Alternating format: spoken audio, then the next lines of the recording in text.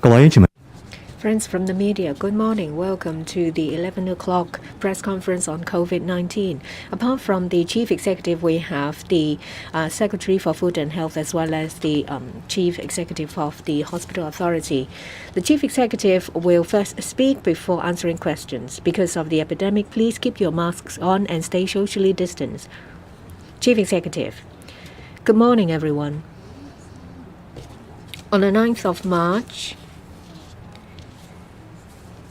when I started the strengthened press briefing approach, the theme on that day was enhancing treatment for COVID patients.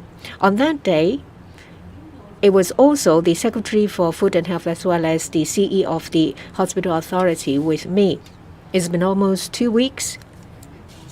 Once again, I will, together with my two colleagues, talk to you about our current situation. A number of measures have been put in place in the past 2 weeks. They are related to treatment of COVID patients. We have drawn reference from the views of mainland experts. We have put the emphasis of our work to reduce fatalities, serious cases, infections, and to accord priority on focused premises, organizations, and categories of people. The priority will be given to elderly citizens. My two colleagues will supplement. We have to strengthen the treatment for COVID patients. Within a very short time, we have expanded the treatment capability of the HA. We have significantly increased the number of beds for COVID-19 patients, and within a very short time, we have turned Queen Elizabeth Hospital, the main hospital of the Kowloon cluster, to become a designated hospital for COVID-19 patients. And for a number of other hospitals, we have enhanced their capacity in treating COVID patients. What we see after 2 weeks is that COVID patients will only wait for a much shorter time at A&E departments to get treated. Dr. Koh will supplement. The other area is that we have adopted a multi-level, multi-tiered treatment approach. So apart from the first 2 tiers of treatment at the Hospital Authority, we have also enhanced our facilities at the Asia World Expo, namely the community treatment facilities. Once again, I want to thank the support of the central authorities. Arrangements have been made for mainland medical team to come to help us. So far, we have close to 400 people in the mainland team. Shortly afterwards, Dr. Koh will also talk about the cooperation between the mainland team and the Hong Kong team and the current situation at the community treatment facilities at AWE. Within a very short time, under the multi-tiered treatment approach, we have also enhanced the capacity of the holding center for elderly people. Together with the Tin Shui Wai Center, we have now 5 such holding centers operating. They are Choi Wan Road Sports Center, Shakib May Park Sports Center, Harbour Road Sports Center, as well as the Tin Shui Wai Sports Center. There is also one at Kai Tak Cruise Terminal. The fourth initiative is to enhance our treatment capability. We have introduced the 2 oral medication for COVID, especially for Paxlovid from Pfizer. It was introduced in mid-March. Well, the efficacy has been mentioned by a number of experts.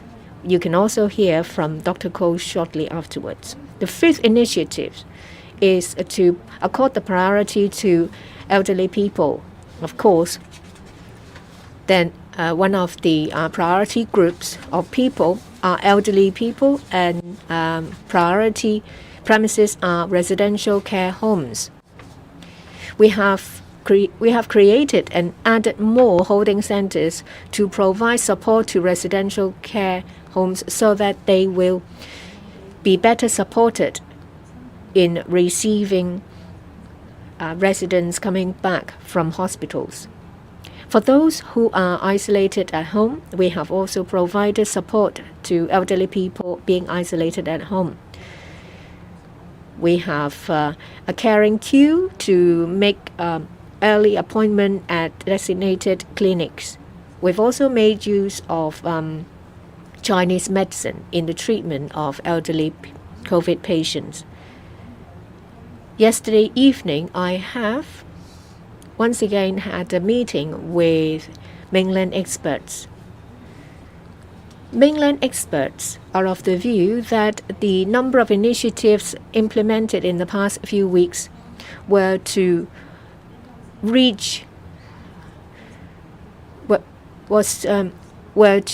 a good foundation for the objectives I have outlined. However, experts pointed out that every day there are still about 200 or so death cases. Risk for elderly people is still high, and there is a high possibility of them getting a serious condition.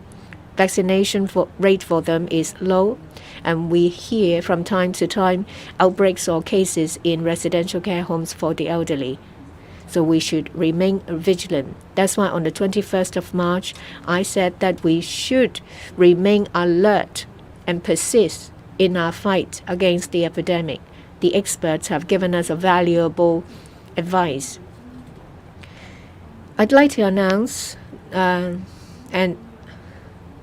our initiatives in the use of Chinese medicine. We have made a request to the central authorities asking for another mainland team to come to Hong Kong to help us. This team will be Chinese medicine experts. That includes Professor Zhang Mingde, who is a well-known Chinese medicine practitioner in Guangdong province, also a head of Chinese medicine university. We also agree with what mainland experts have told us. We'll draw reference from the approach of mainland in the use of Chinese medicine in treating COVID patients. Yesterday, Mr.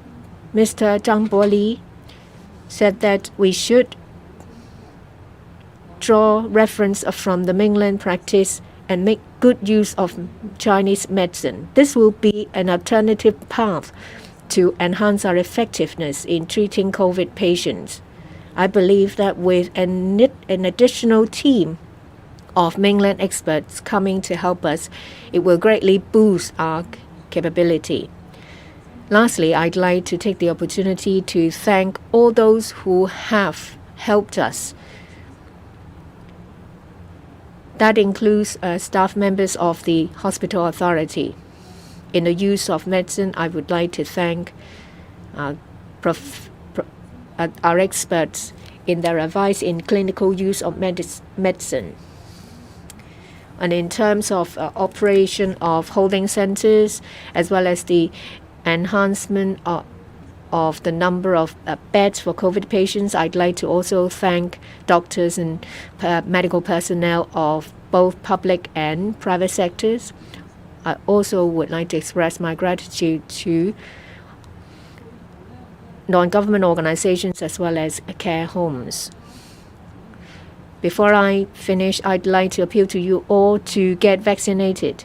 If you have elderly people living with you or staying at care homes, please arrange for them to get vaccinated. As at last night, for those above the age of 70, only 71% of them have received the first dose, and only 57% of them have received the second dose. That means close to 280,000 elderly people in Hong Kong have not been vaccinated at all, which is not desirable.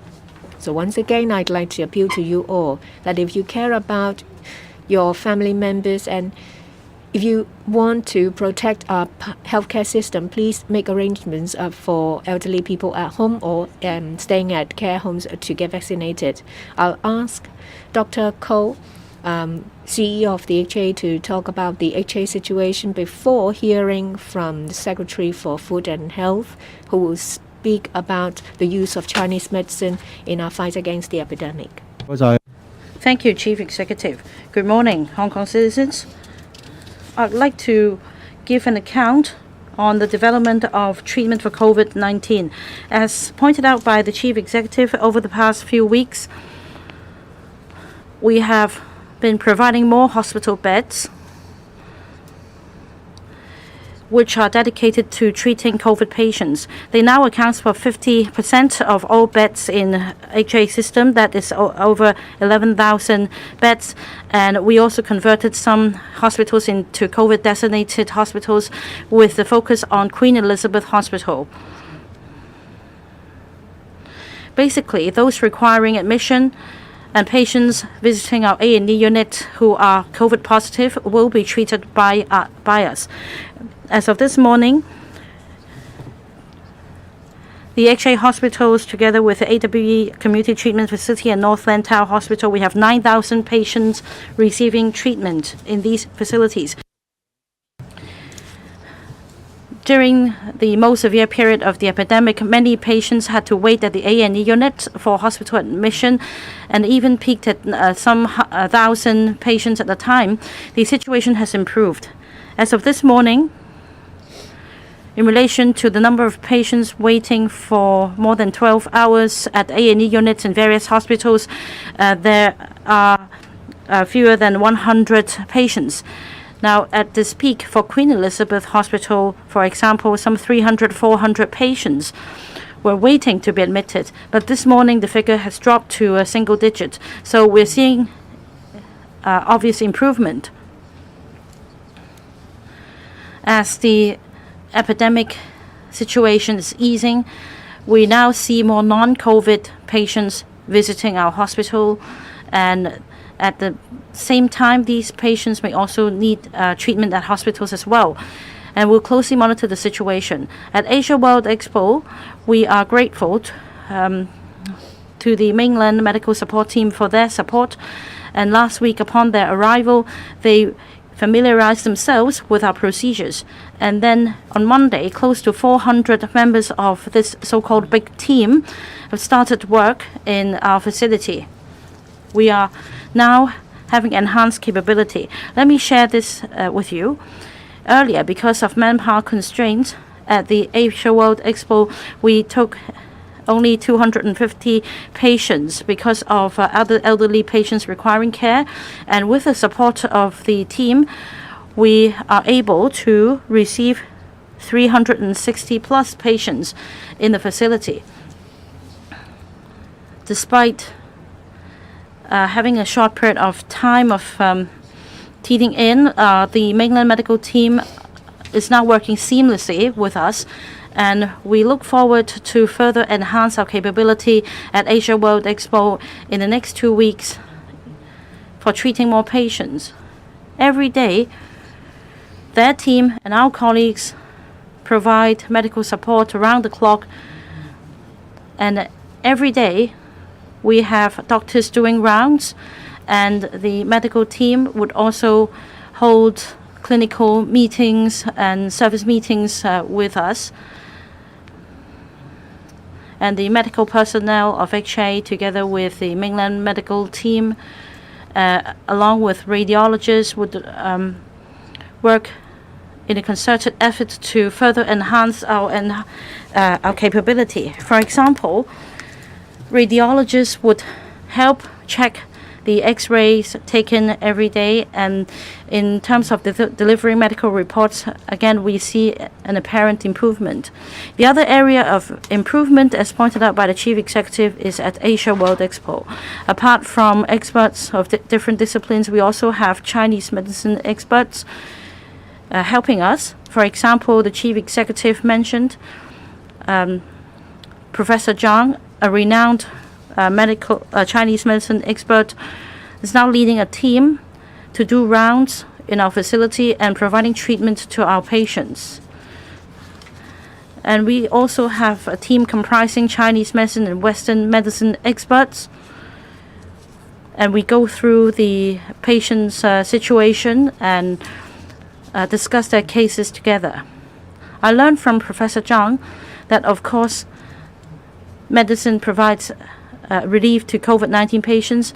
At the same time, Chinese medicine, in particular, is apparently helpful in controlling symptoms and helping chronically ill patients. And he also shared with us the experience in the mainland. For example, for respiratory symptoms such as sore throat, coughing, and other digestive problems, these are COVID symptoms. And for elderly patients, they may have indigestion, bloated stomach, and also fatigue, headaches, muscle weakness. And Professor Zhang has commented that Chinese medicine could provide relief, and we look forward to further collaboration between the two teams to enhance our service. At the same time, now you know that the Chinese medicine service is provided at Asia World Expo, and with the enhanced capability, we believe more patients will benefit. Apart from inpatients, we also provide treatment to outpatient clinics, and we also enhance our service capacity. As mentioned by the Chief Executive just now, in terms of antiviral drugs, we are now fully administering the two oral medication, molnupiravir of MSD and also Paxlovid of Pfizer. As of now, we have prescribed oral medication to over 15,000 patients. And we've also revised the drug administration guidelines.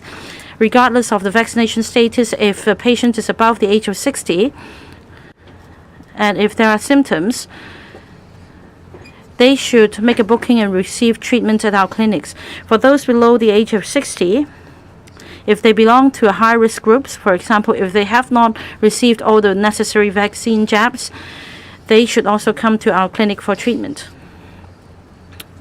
We also have immunocompromised adults.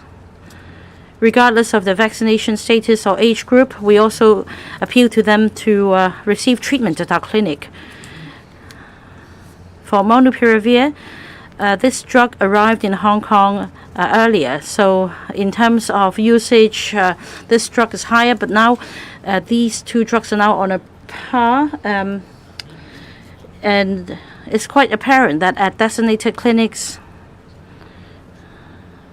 the Pfizer drug is prescribed more frequently, whereas for residential care homes for the elderly, molnupiravir is mostly prescribed because of the different contraindications. And in the past few days, it seems that the demand for these two oral drugs has decreased. As explained earlier, we have 23 designated COVID clinics, and we provide over 4,000 quotas for booking every day. In mid-March, at its peak, some 3,900 Hong Kong residents used the quotas, but yesterday only 3,300 bookings were made. So the usage rate is 87%. We have sufficient quotas. And I appeal to everyone once again that if you are COVID positive and if you have symptoms, if you meet the criteria I just mentioned, please make a booking with our clinics. And then you can also use our mobile app and use the online platform to make a booking as well.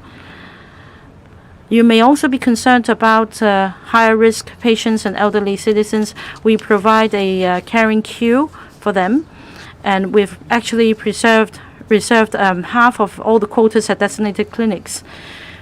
Let me cite some figures. Only about 700 to 800 of these high-risk patients have made use of these special quotas. We don't envisage a major problem, and we have learned from recent media reports inquiring whether private physicians can prescribe the drugs as well. In fact, private hospitals and private doctors have recently liaised with us, and we will make appropriate arrangements to make sure that the drugs can be prescribed to their patients as well. So be reassured. But the fact is, not many private doctors or hospitals would take care of COVID patients. Usually, COVID positive patients will be referred to us. And with adjustments of our service, we will make sure that for needy patients, they can receive help at designated clinics.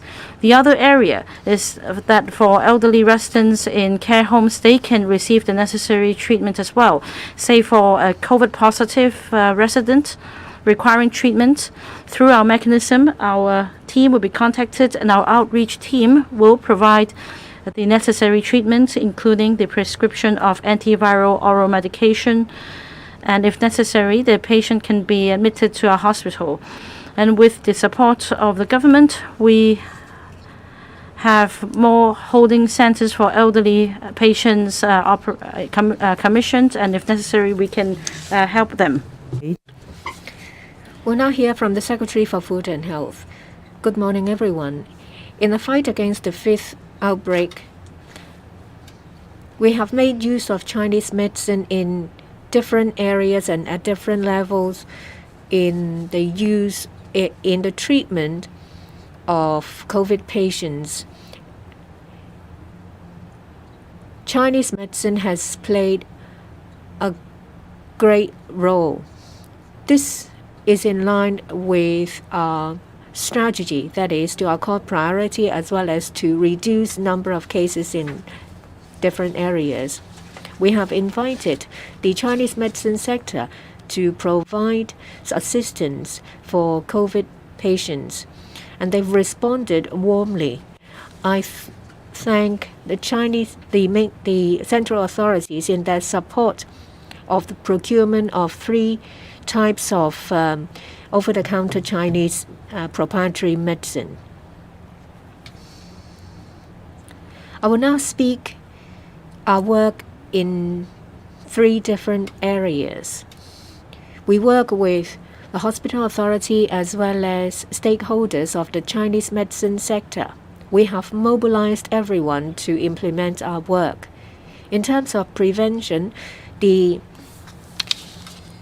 Chinese Medicine Clinic Training and Research Center, one in each district, provide outpatient Chinese medicine consultation and supported services. They have also provided their services at the district health centers, as well as district health express. We have allocated $500 million for items related to fighting the epidemic. That includes supporting the Chinese medicine sector in the dissemination of information in the use of Chinese medicine. We organize training courses of Chinese medicine. We also support Chinese medicine clinics to enhance their anti-infection capabilities. We've also helped the Chinese medicine sector to make good use of technology in offering remote consultation services. There are different groups and experts in the Chinese medicine sector. They have provided advice in prevention and treatment or symptom alleviation of COVID infections.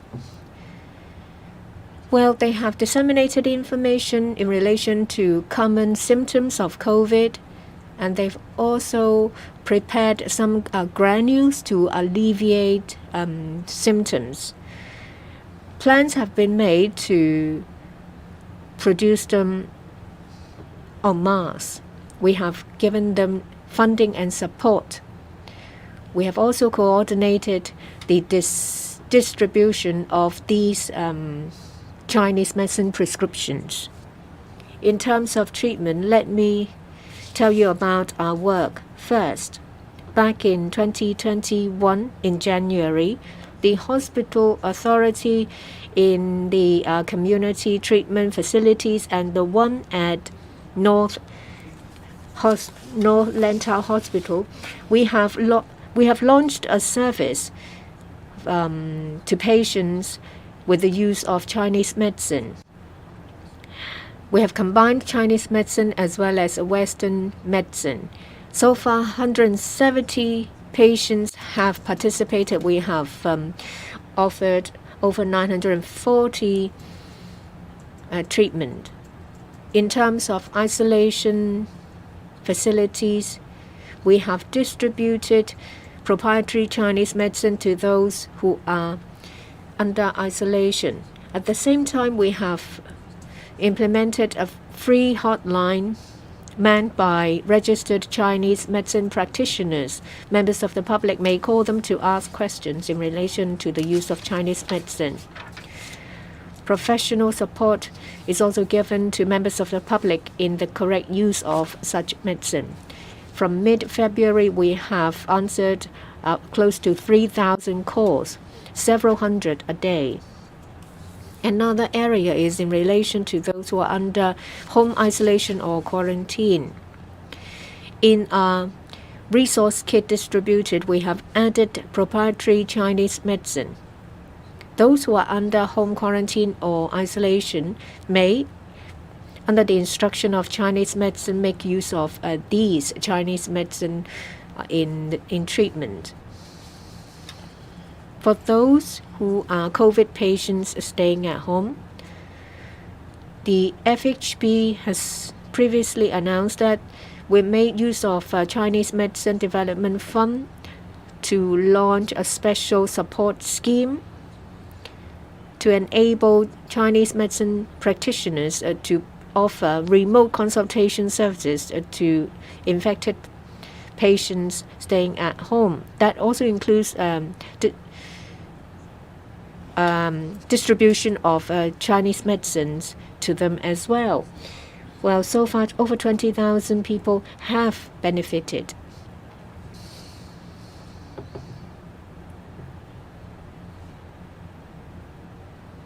And I'm aware that, well, since the inception of this service, everyone's working very hard.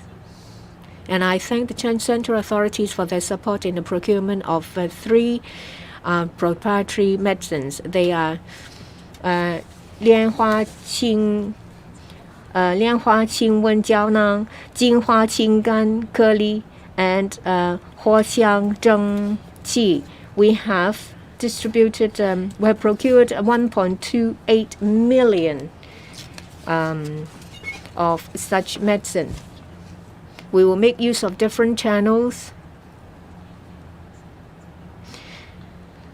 We will distribute resource kits to those who are under home isolation or home quarantine. We distribute these materials and resource kits to those who are affected by a restriction and testing declaration, and to distribute these kits to those staying at care home.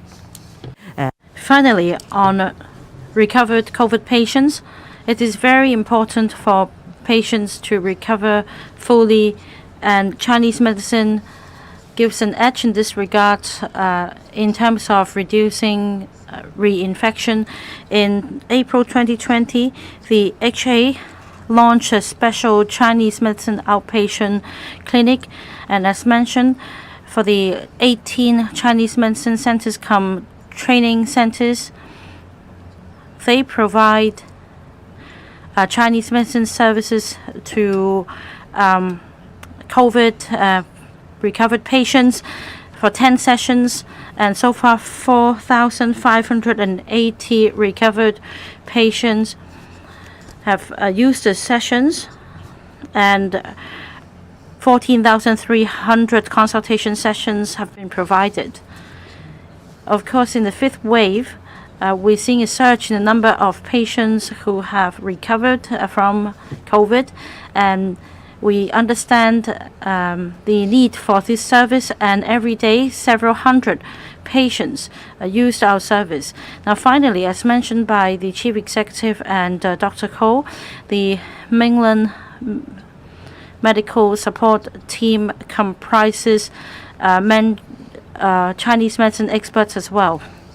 And as reported by Dr. Ko, Professor Zhang is now taking up the major task I mentioned, and Chief Executive just also mentioned that we will be inviting other Chinese medicine experts to come to Hong Kong and give us a hand. And we'll continue to make full use of the support provided by the central authorities to curb the spread of the virus in this wave and safeguard public health. We also like to thank the Chinese medicine sector for their participation. Our Bureau will continue to explore with the sector and hospital authority all feasible measures and step up our efforts, and depending on the Chinese medicine experts' advice, we will continue to adopt the strategy in the treatment of COVID. The floor is now open. If you want to ask a question, please raise your hand, and if your name is called, please first introduce the organization you represent, and please only ask succinct questions, 2 or 3 of them. This lady reporter on this side, yes. I'm from Hong Kong 01. Yesterday, at the Q&A session of the Legislative Council, the Chief Executive said that she had no idea about the regulations approved under the emergency ordinance by the Chief Secretary for Administration. Is there a lack of communication within the senior echelon of government? Second question, what are the areas of enhancements to be introduced? For example, will Chinese medicine be offered to inpatients? First question relates to lack of communication. In fact, yesterday at the Q&A session, the member asked a very specific question that is under the emergency regulation ordinance. On what occasions is this piece of legislation invoked, and for how many times? And in fact, the authority has been delegated to the Chief Secretary for Administration. So I think to give a more accurate account, the CS4A should issue a press release, which in fact was done in the afternoon yesterday. There were 3 occasions, and I also took part in it. The first one is for the mainland construction team to work on the Lok Ma Chau Loop site, including a temporary passage for the mainland construction team to come across the boundary. And in relation to the mainland team working hand in hand with the HA team in Asia World Expo facility, they should not be bound by the relevant medical laws in Hong Kong. In other words, they should not first apply for registration under the medical registration ordinance. Third, now, since we're giving support to residential care homes for the elderly, service should be provided within the premises. But then, because of isolation and holding centers, we grant exemption and allow operators of RCHEs to continue to provide service and take care of elderly residents outside of the care homes. So I'm fully aware of these occasions, and you must bear in mind that we have short questions, short answers. I only had 3 minutes to answer the member's question, and despite all the succinct questions, only 22 members were able to ask questions during the session. So I was only able to give short answers. It doesn't mean that I'm not aware of what is happening. Now, the second point, As explained by Professor Chen just now, we have Chinese medicine experts coming to Hong Kong working on the 3 fronts, that is to reduce or prevent infections. In fact, yesterday, during the meeting with mainland experts, they mentioned that we are still having a very high risk, and I fully agree, because of the relatively lower vaccination rate among elderly residents and the prevalence of infections in residential care homes. So they will be giving us advice on preventing infection and reducing severe cases. The third point, which I find important, is to stabilize the condition upon patients' recovery. So I suppose these experts will be giving us advice on these 3 important areas. Next question. This lady reporter.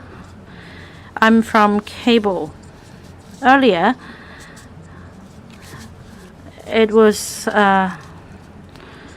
rumored that the vaccine pass would be extended to clinics and actually hospitals, including patients and visitors. Can you confirm this? Second, the anti-epidemic measures are expected to be relaxed by the 20th of April. And will the CE election take place on schedule? And if that is the case, Mrs. Lam, will you run for another term? For the second question, my answer remains the same. My heart and my focus is on fighting the epidemic at the moment. Earlier, we postponed the election for chief executive, and this date or the dates will remain effective. That is, nomination period will start on the 3rd of April.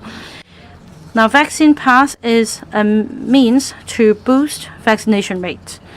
If you haven't received all the necessary jabs according to our schedule for the 3 jabs, of course, we cannot compel you to do so. But then we are creating inconvenience in terms of your daily living. And by doing so, we hope to incentivize you to get the jabs. In implementing the vaccine pass arrangements, we need to consider that there are premises that members of the public may visit urgently, and there are also urgent services to be provided. And we give full consideration before introducing vaccine pass for these premises. And you mentioned some premises such as the A&E unit, the hospitals, or for elderly patients to visit clinics to renew their prescriptions. These are premises of an urgent nature, and we have no plan to introduce vaccine pass requirement on patients. However, as far as staff are concerned, HA staff are required to get fully jabbed before they can provide service in these premises. Next, the one in the middle at the back. I'm from News. I have 2 questions. First, I'd like to ask about the latest situation at AWE. How many people in the mainland team are working there?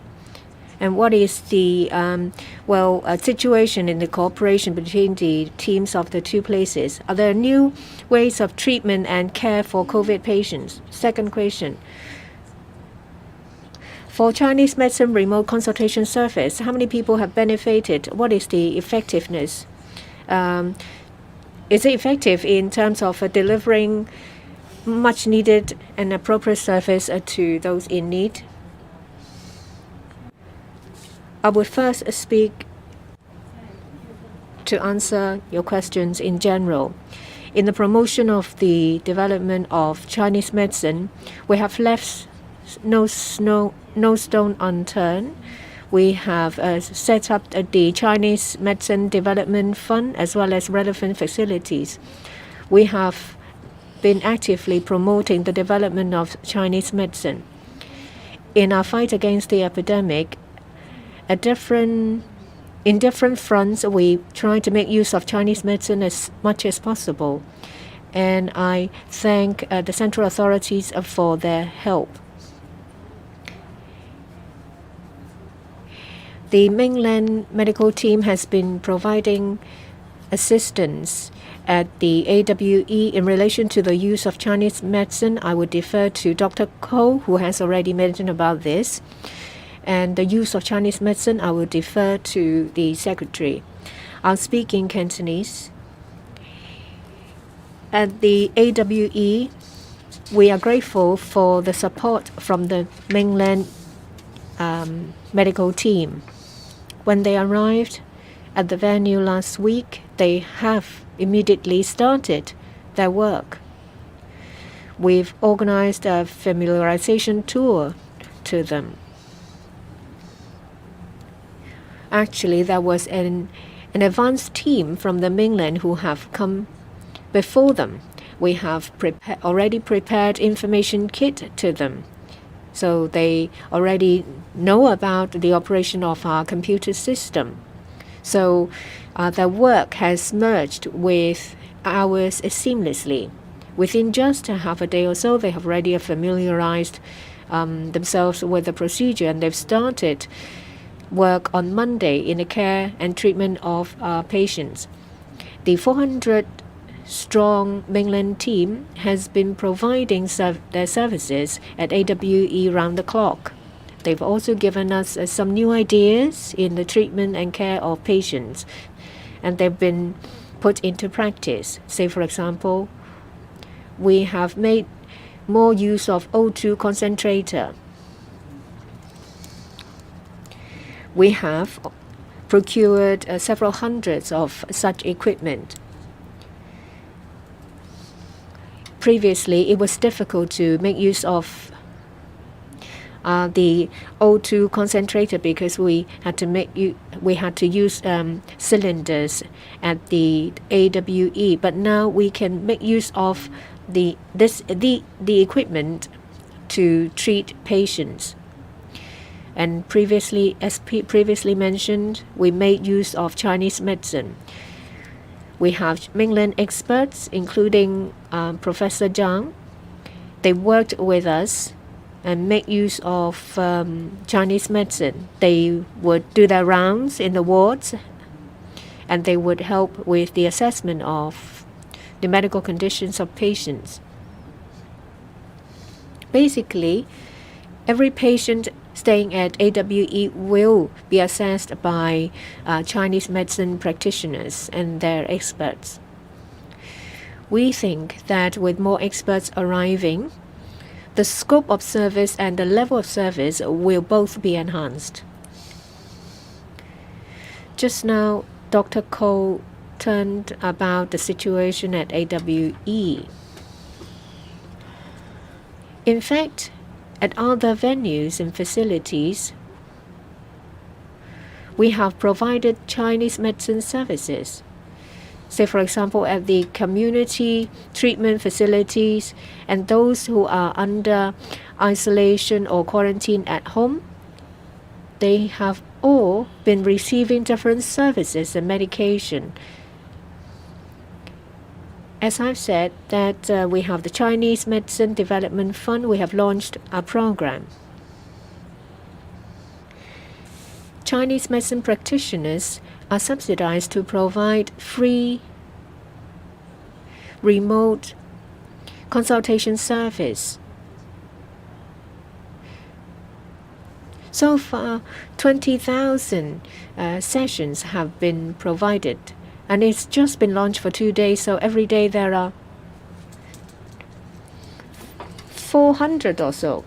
And in relation to the use of Chinese medicine at care homes, well, the HA has liaised with non-government organizations relating to Chinese medicine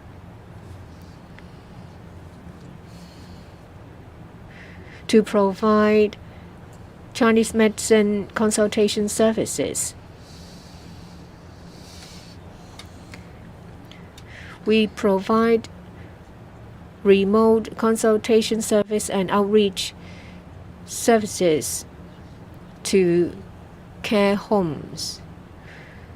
This is in line with strategy to accord priority to elderly people. So far, 160 care homes have participated. We have provided over 3,200 consultation sessions. The one in the middle. Mrs. Lam, Singapore's Prime Minister just announced a raft of new measures to ease pandemic curbs, including lifting most restrictions on fully vaccinated visitors and removing the mask mandate outdoors. So when will Hong Kong do the same? And has Hong Kong permanently lost its crown as Asia's global hub to Singapore? And also, you said yesterday that Hong Kong's top priority is still reopening its border with mainland China. Well, earlier you talked about the importance of Hong Kong as an international financial center. So can you clarify, is it necessary for Hong Kong to first open quarantine-free travel with mainland China before opening quarantine-free travel with the rest of the world? Thank you. Well, first of all, let me make it very clear that Hong Kong remains a very attractive global financial center, a very attractive global and regional aviation hub, and also a very good place to live and work. I remain very confident that after the epidemic situation, that Hong Kong will be able to welcome a lot of talents to come to Hong Kong, whether in the financial sector or more recently in the technology sector. As you have heard me referring to some of the successes we have in recruiting top talents to come to Hong Kong to work in our universities on science and technology. But we are going through a very difficult period with the fifth wave of the COVID-19 epidemic. But with the support of the central government and all this assistance rendered to us in the last 2 months or so, and the cooperation of the people of Hong Kong, I think we will rise to the challenge. As I also said on many occasions, the policies and measures to be adopted by each government in combating COVID-19 epidemic differ. I don't think there is a one size that fits all. I also don't believe that there are only two pathways. That's why I said that perhaps it's not very meaningful to ask us to choose whether you are going for route A or route B. We will have to adjust and do whatever is in the best interest of Hong Kong. And in terms of opening the border or resumption of travel, the best interest of Hong Kong is to do both. That we maintain our connectivity with the rest of the world through the aviation side, but at the same time, we also continue to perform the role of Hong Kong being the basis for businesses and individuals to access the mainland market. And knowing the very prudent measures adopted by the mainland and also the aspirations of the Hong Kong people, not only for the business purpose, but also for family, personal, and social purposes, towards the end of last year, we did work very hard in trying to resume quarantine travel into the mainland first. And I have I've told you many times that we were at a very advanced stage of announcing such a scheme. So I remain very optimistic that once this wave subsides, we will pick up on the earlier discussions, and at the same time, we will be able to open up to the rest of the world. My announcement 3 days ago to lift the flight, the place-specific flight suspension was very much welcomed by the aviation sector and by people who are affected by the flight ban. So wherever we could, we will react in a very pragmatic manner to preserve what is so very important to Hong Kong, and that is her international connectivity and accessibility into the mainland. Thank you. 好，下一條嘅提問。 Next question. This reporter in the front. I'm from Now TV. A follow-up question. Now, Chief Executive, you said the CUT would be suspended, and yesterday, yet you said that you may reconsider whether to do it. What about the Huoyan laboratory? Will these laboratories be on standby? And there are comments that this will cause a wastage of resources and manpower. What is your comment? Next, about reintroducing the compulsory testing notices. Now, if the government has already acknowledged RAT results, why is it necessary to roll out CNTs again? Are there any changes to the criteria of issuing CTNs? On the 21st of March, we announced a package of measures which are interim measures. I would say these two questions of yours relate to the measures. At the time, mainland experts and other experts also agreed that for a compulsory universal testing program, it should be introduced at the initial stage of a wave of epidemic so that we can isolate the infected as soon as possible to curb the transmission chains. However, the fifth wave of the epidemic in Hong Kong emerged really quickly, and it was impossible to introduce compulsory testing then. And according to experts, the CUT can also be conducted at the end of an epidemic wave. That is, by the time when the number of infections have dropped, we can once and for all conduct comprehensive and compulsory testing to curb the infections. However, such testing should not be conducted while the epidemic situation is still raging.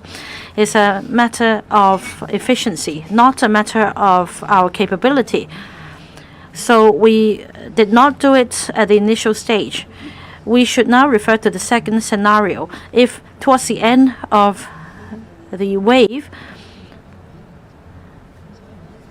if universal testing is deemed effective, the SAR government will not stubbornly say no to it. So at the moment, it's still just suspended. And we are, in terms of preparing the CUT, are still finalizing details. We are, for example, consulting the relevant government bureaus and departments about the manpower available and the several hundred testing centers to be set up. We have gone through all these steps. It's not a waste. These are necessary steps in our preparation. And it's not a waste of manpower after all, because we have a fleet of 180,000 civil servants all standing by to fight the epidemic. It's not a waste of resources or manpower. Earlier, our local laboratory operators were very helpful. Apart from their own premises, they've also acquired premises, sports centers from us to build Huoyan or temporary laboratories. But now we've seen a drop in the number of PCR cases requiring confirmation at laboratory. In fact, in the past, there used to be 80,000 to 100,000 tests conducted a day. At the moment, we do have spare capacity of these laboratories.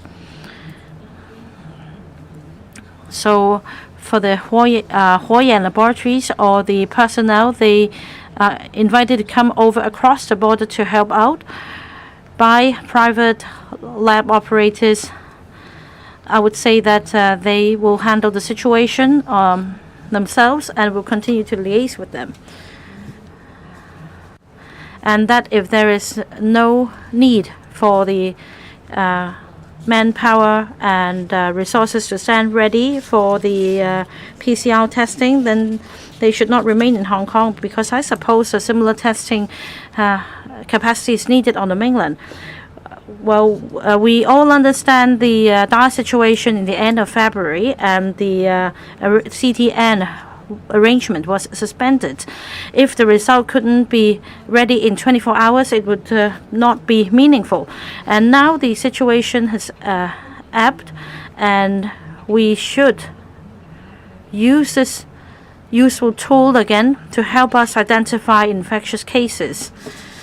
For RAT rapid antigen tests, all along, we maintain that it is a complementary measure. Whether or not we have the capacity to conduct PCR tests, we should continue to do so. So we will continue to have PCR tests. As for the criteria for issuing CTNs in relation to buildings and premises, the criteria haven't changed, as I understand.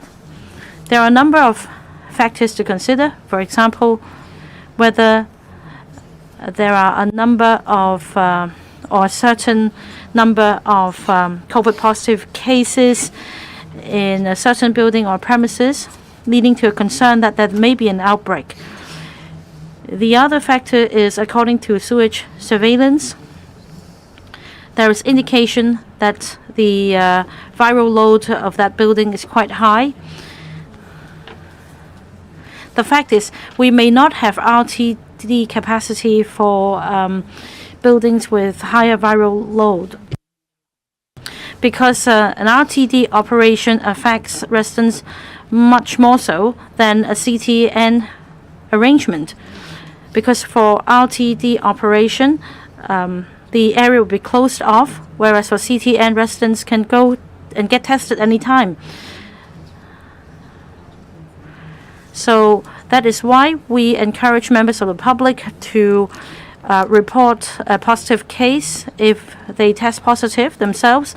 At the same time, we should continue to rely on PCR and a CTN. But that's the end of today's briefing, and we'll see you again at 11 tomorrow.